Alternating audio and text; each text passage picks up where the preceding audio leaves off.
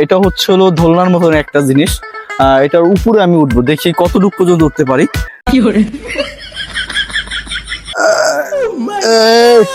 না চাইছিলাম আমি আর একটু উঠবো, চিন্তা করলাম আমি ওঠার পর আবার কে নামাইবো, নামানোর জন্য আবার অনেক লোক মুখ লাগবো।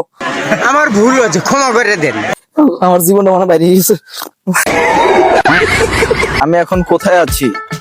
আমি আছি গাছের নিচে এবং মাটির উপরে। আজ আমার বউ নাই বলে আমি এই জায়গায়। দিস ইজ দোলনা পয়েন্ট, আর আমি আছি বর্তমানে কুয়াকাটা দোলনা পয়েন্টে। আর এখানে হচ্ছিল আমার এই পাশে অনেকগুলো দোলনা, ওই পাশেও দোলনা। এইটা হচ্ছে হলো শোয়ার মতন দোলনা।